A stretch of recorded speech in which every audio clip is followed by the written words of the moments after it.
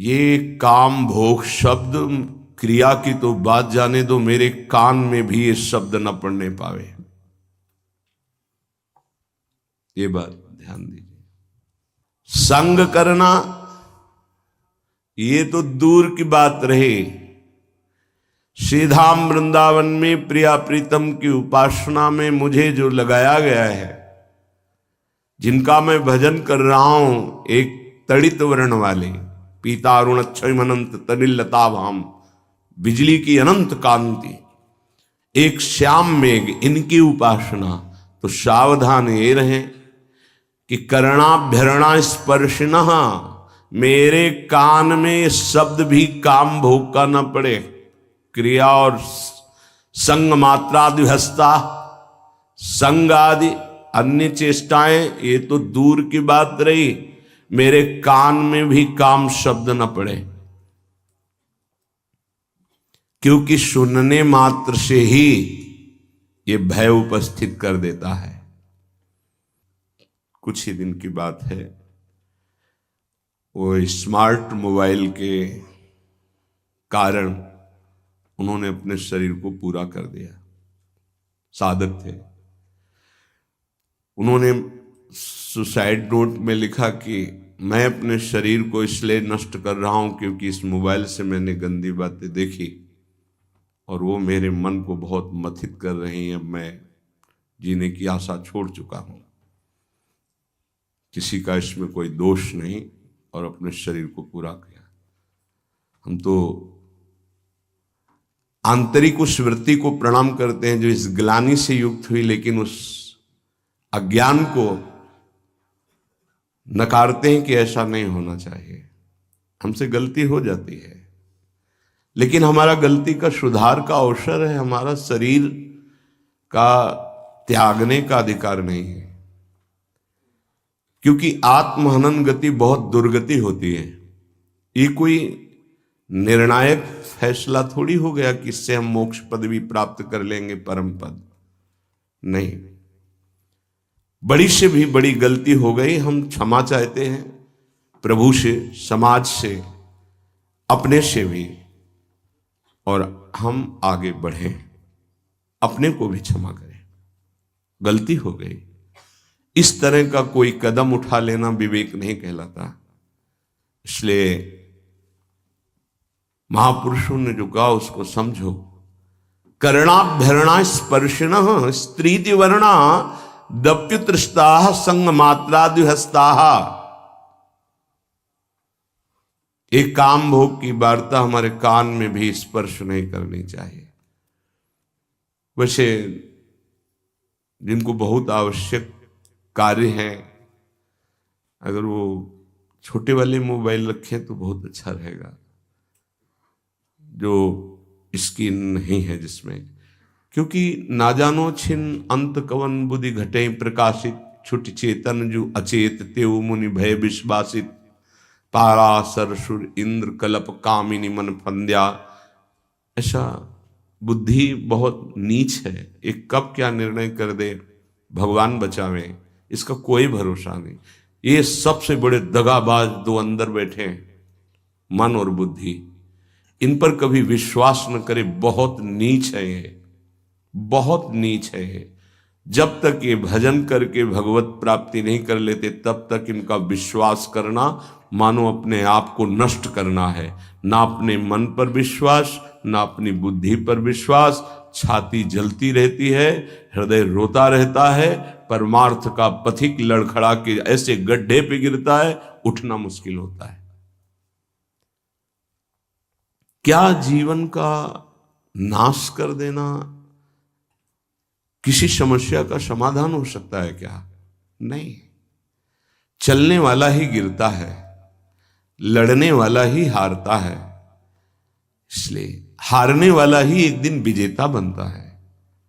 देखो, ये संसारी पुरुष नहीं जानते, हाय ऐसा हो गया। आप तो दिन भर रात दिन उसी विषय में पड़े हो। कोई साधक यदि साधन मार्ग में चल रहा है, थोड़ा फिसल गया, थोड़ा चूक हो गई, तो हाय कहने की जरूरत नहीं, उसको ढांढस बंधाने की जरूरत है, धैर्य बनाने। कोई बात नहीं, आप आगे बढ़े, कुछ नहीं हुआ, ठीक है, सब ठीक हो जाएगा। ये यात्रा है, बहुत भूल भुलैया की यात्रा है, बहुत फिसलन है माया की, इसलिए एक दूसरे को सहयोग करके निकलना है। जब तक भगवत साक्षात्कार न हो जाए साधक को एकांत कमरे में अकेले नहीं रहना चाहिए, समुदाय में रहना चाहिए। साधु समुदाय, कलौ संघो शक्ति। समुदाय से क्या होता है कि एक दूसरे की नजर है। अच्छा, हमारे अंदर कोई गलती हुई तो हम एक दूसरे साधक से निवेदन कर सकते हैं, वो हमको समझा सकता है। अकेले में जो चिंतन फंसा वो फंस गया, और वो चिंतन ना निकल पाया। वैसे सबसे प्रार्थना है, हर समस्या का समाधान है, हर पाप का प्रायश्चित है, हर गलती के सुधारने का अवसर। कोई ऐसी गलती नहीं जिसका सुधार न हो। कभी किसी से ऐसी गलती हो जाए तो आप अंदर जलिएगा मत, गुरुजनों से शेयर कीजिएगा। जो अपने गुरुजन हैं उनके सामने बात रखिएगा कि मेरे से गलती हो गई। अब अपने मन को खाली कर दीजिएगा। आपसे सही कहते हैं, हमारे प्रभु इतने करुणा में क्षमा करते हैं। अगर वो क्षमा न करे तो भगवत प्राप्ति किसी को ना हो।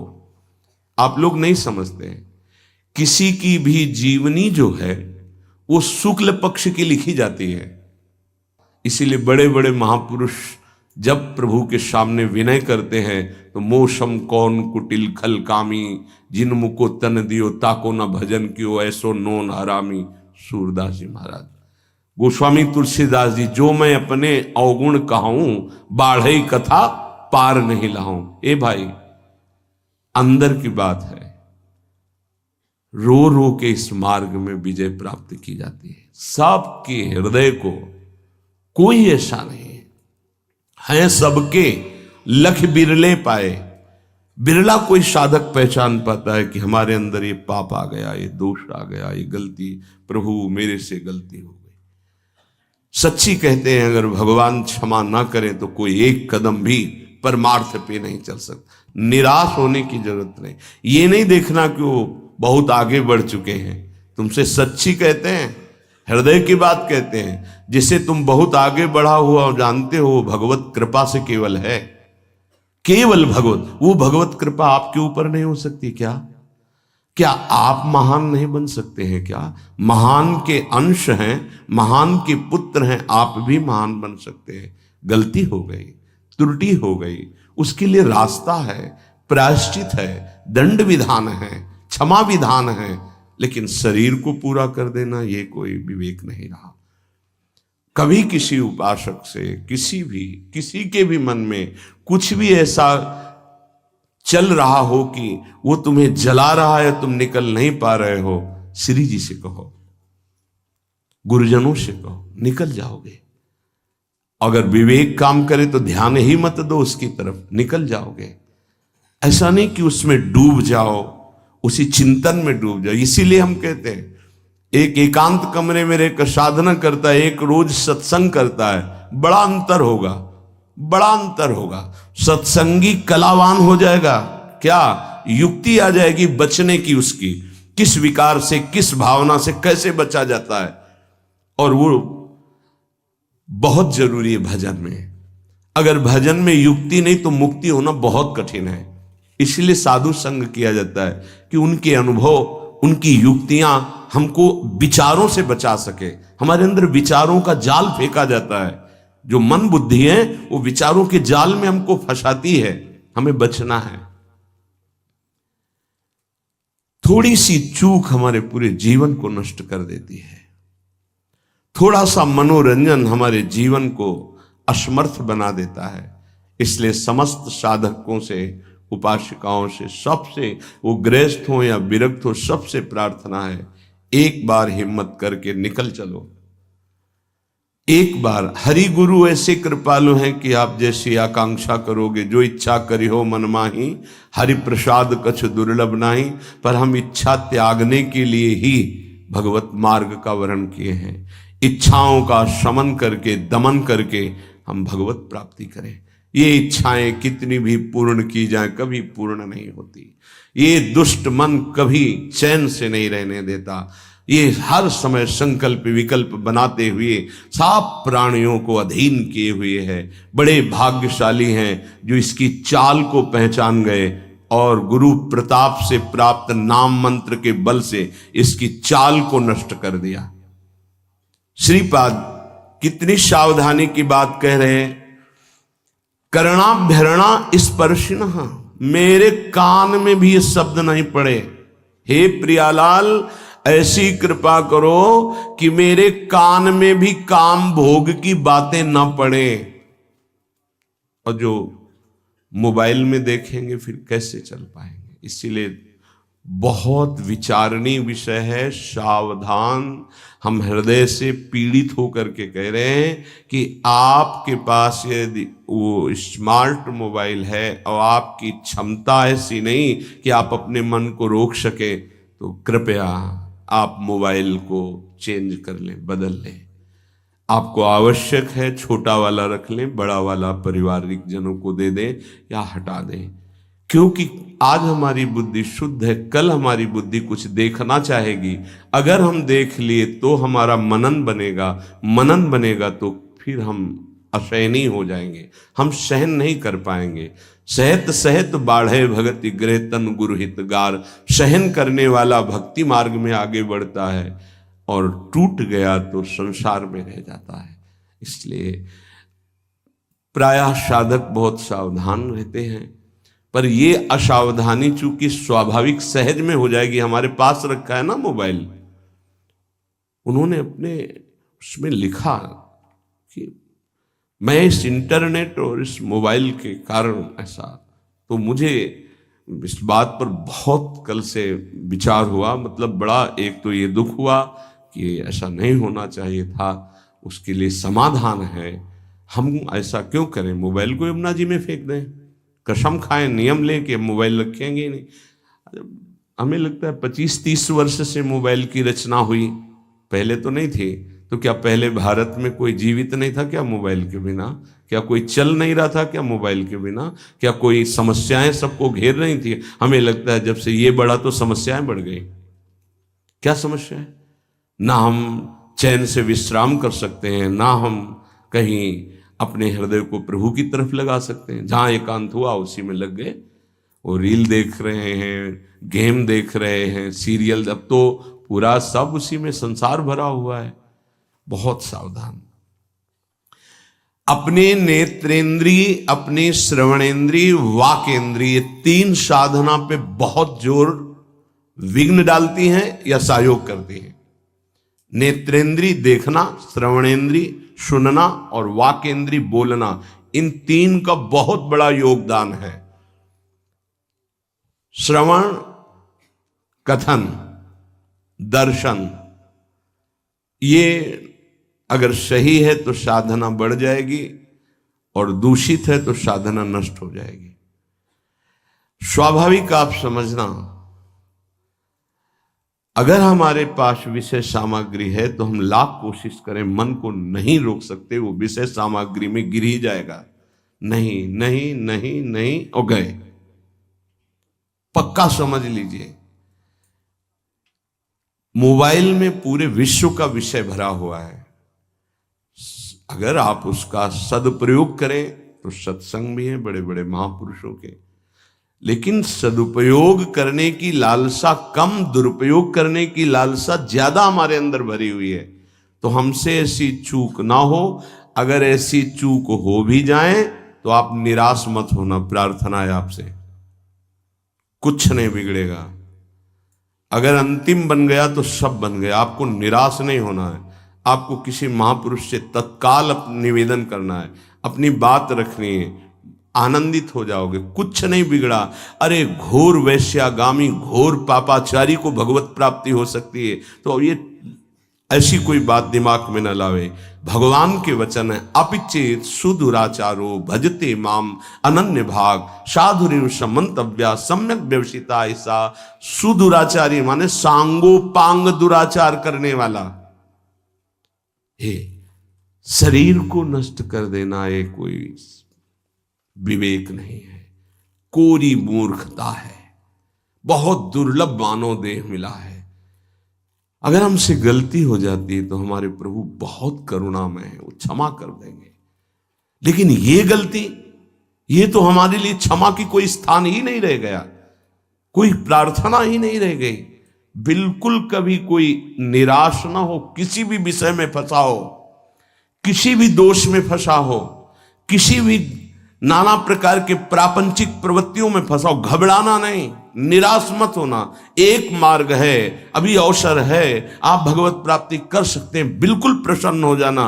अगर आपको ऐसा कहीं आसपास कोई संत महात्मा, तो उनके समीप जाना, जो सुलझे हुए हों उनसे अपनी बात कहना, वो आपको संभाल लेंगे। या ऐसा ना हो तो प्रभु के श्री विग्रह के सामने रोना, वो संभाल लेंगे पक्का। ये काम जब राग से उत्पन्न होता है तो ये केवल पाप ही कराएगा। भगवान महासनो महापापमा, ये महापापी काम पापात्मा है, ये उसे पापात्मा बना देता है जिसके हृदय पर अपना अधिकार कर। महासनो कभी तृप्त होने वाला नहीं है। अगर इसकी पूर्ति न हो तो विद्धेनमी वैरिणम, ये क्रोध रूप धारण कर लेता है, दुश्मन की तरह बर्ताव हो जाता है। देखो कितना बड़ा दुश्मन, साधना छूटी, जीवन छूटा, अब क्या परिणाम ठाकुर जी जाने। ये महान दुश्मन कामेश क्रोधेश रजोगुण समुद्भवा, इसकी व्याख्या पीछे हो चुकी है। उपासक की पहली दशा में जैसे अग्नि के ऊपर धुआं छा जाए, ऐसे जब काम जागृत होता है तो उसको पता है कि गलत है, नहीं करना चाहिए, पर वो धुआं जैसे फूंक लगे तो अग्नि प्रज्वलित हो जाए, ऐसे अगर पहली अवस्था में विवेक काम कर गया तो बचा ले जाएगा अपने को। दूसरी अवस्था आती है, शीशे पे जैसे मल का लेप हो जाए तो अपना प्रतिबिंब नहीं दिखाई देता, ऐसे उसको ये समझ में ही नहीं आता कि मुझे ये नहीं करना चाहिए। बार बार राग कहेगा इसमें सुख है, सुख है, अगर वो कोशिश करे तो हट सकता है, तीसरे में नहीं।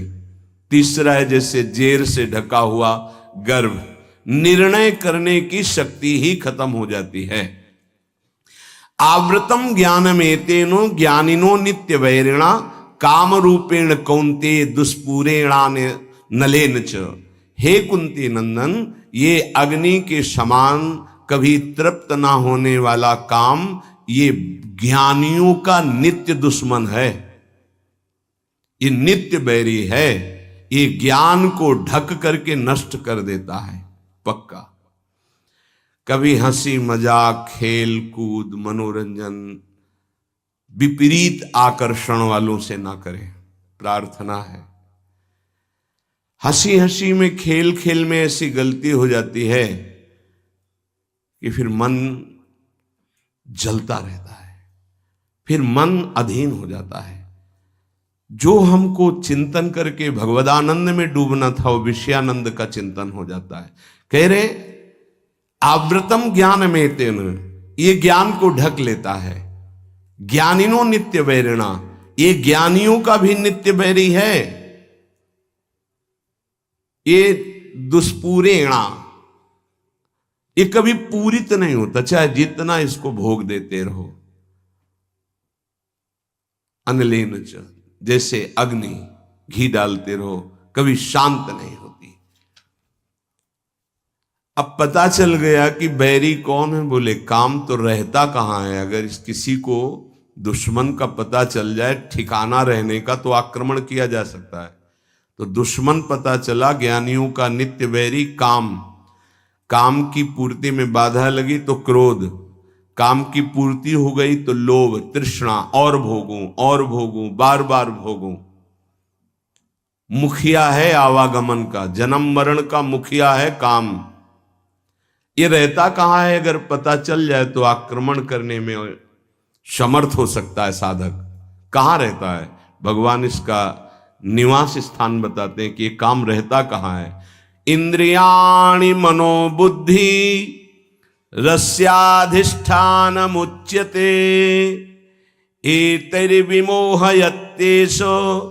ज्ञानमावृत्य देहिनम।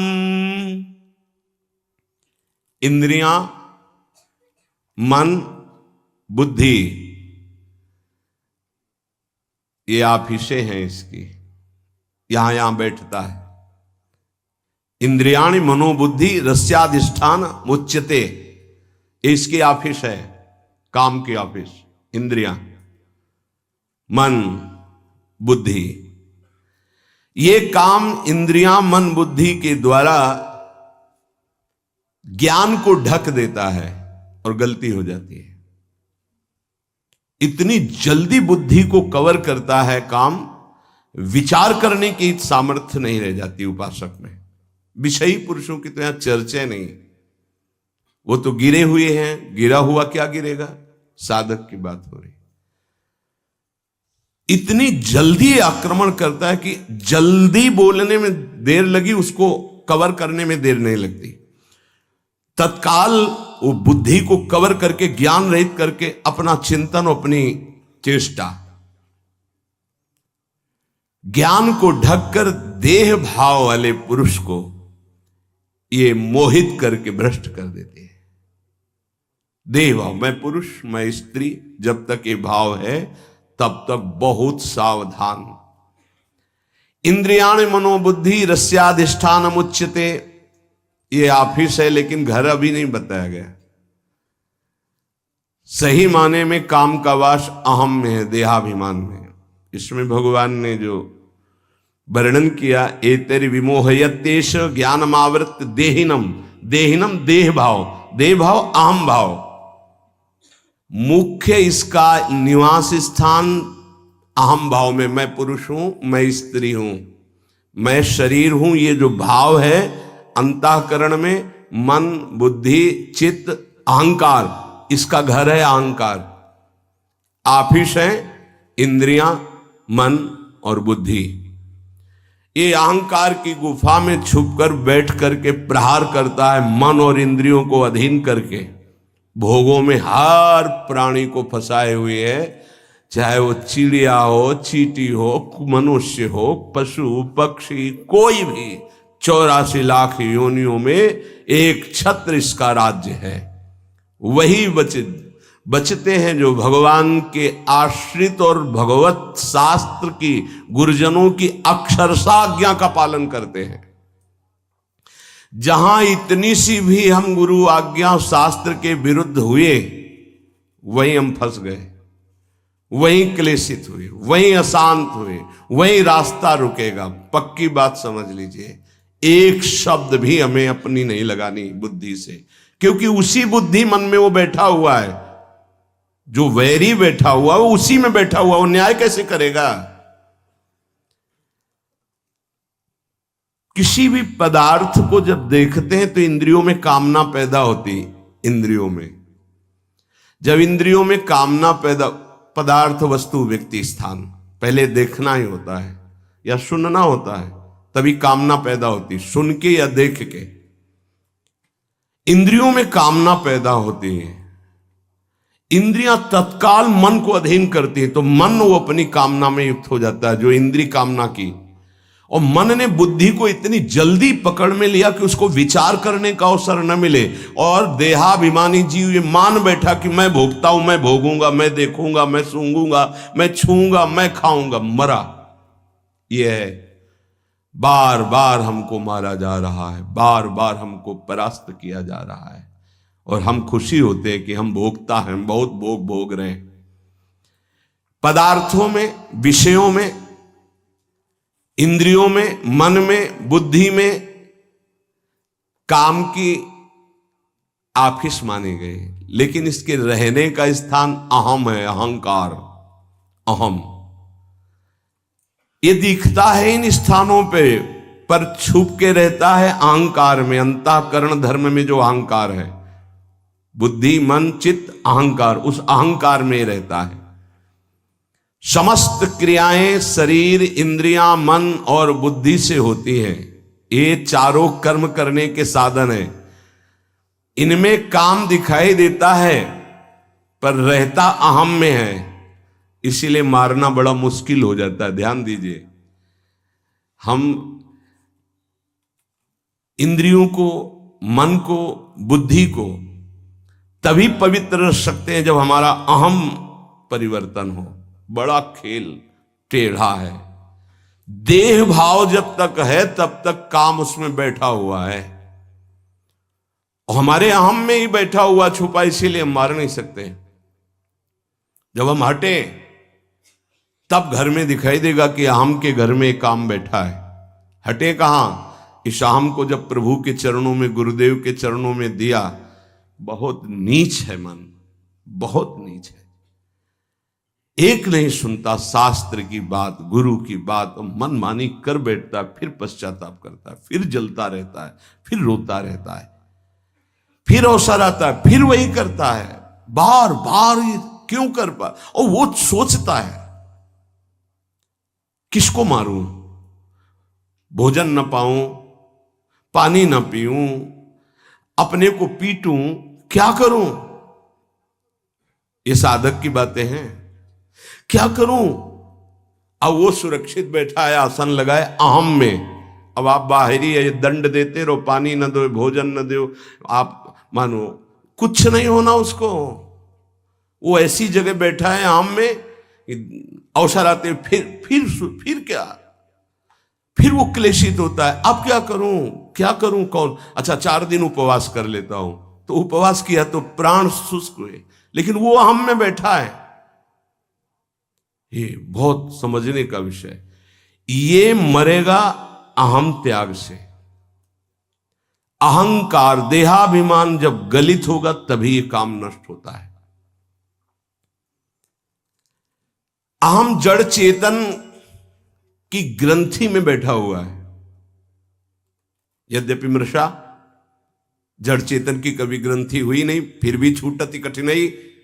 क्या? मैं पुरुष। जब तक मैं पुरुष हूं तब तक काम है, जब तक मैं स्त्री हूं तब तक काम है।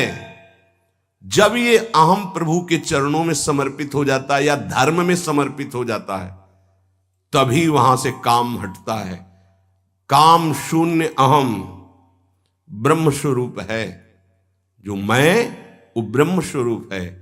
और काम युक्त अहम, देहाभिमान, यही दुर्गति का कारण है। ये केवल मैंपन में बैठा हुआ है। मैं अमुक हूं, अमुक वर्ण का, अमुक आश्रम का, अमुक अमुक, इसी पे काम बैठा हुआ है। इसी कामना से ना चाहते हुए भी पाप होते हैं। अर्जुन ने पूछा था, अर्जुन जी ने, कि प्रभु ना चाहते हुए भी ये पाप कौन करवा देता है? नहीं चाहते हमसे कोई गंदा काम हो, पर वो काम बैठा है अहम में। जहां संग बना तहां दोष उपस्थित हो गया। जान ही नहीं पाया कि दुश्मन हमारे अंदर बैठा है, और ये दुश्मन की प्रेरणा वो मित्र मान लेता है कि सुख भोग होगा, बस वहीं भ्रष्ट हो जाता है। पाप अगर है तो भुगत कर नष्ट हो जाता है, लेकिन ये काम नहीं, काम भोग करके नष्ट नहीं होता और बढ़ जाता है और छुपा रहता है अहम में। काम बंधन मेवैकम नान्यदस्तीह बंधनम, काम बंधन मुक्तो ही ब्रह्म भूयाय कल्पते। जगत में बंधन है तो एकमात्र काम का बंधन है। अगर कोई सृष्टि में परेशान है तो एक बात से परेशान है, काम।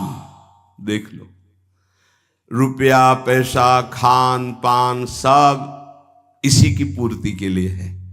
काम, कामना, वासना, बंधन एकमात्र से काम का, दूसरा कोई बंधन नहीं है।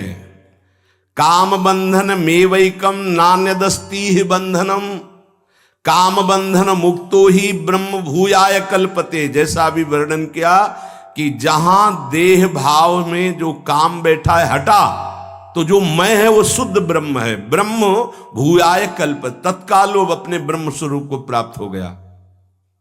इसीलिए कहा गया है कि जाहि न चाही कबहु कछु, तुम सन सहज सने बसौ निरंतर तासुर सुराउर निजगे। बस एक प्रार्थना है, अगर मान लोगे तो निकल जाओगे। अगर आप विपरीत शरीर का संग नहीं करोगे, विपरीत दर्शन और संभाषण नहीं करोगे तो स्फुरणा होगी, खत्म हो जाएगी, आपको कोई परेशान नहीं कर पाएगा, निकल जाओगे आप। अगर विपरीत आकर्षण का आप संग करेंगे, दर्शन करेंगे, संभाषण करेंगे, तो चाहे जितने प्रवीण विद्वान ज्ञानी संयमी हो, आपको पतित होना पड़ेगा। शब्द लिख लीजिए, ये शास्त्र सम्मत अनुभूत बात है। हम भूख को सह सकते हैं, लेकिन हमारे पास भोजन रखा हो,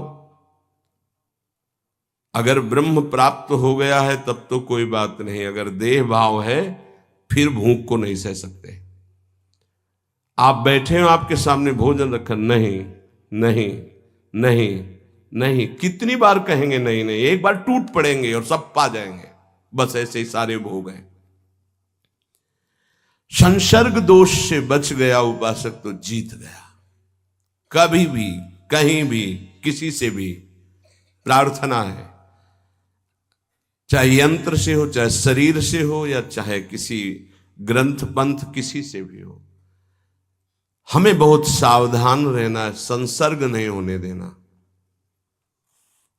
कुछ ऐसे पुस्तिकाएं हैं जिनको पढ़कर आप भ्रष्ट हो जाएंगे, कुछ ऐसे दृश्य हैं, कुछ ऐसे व्यक्ति हैं, कुछ ऐसे संसर्ग है, बहुत सावधान।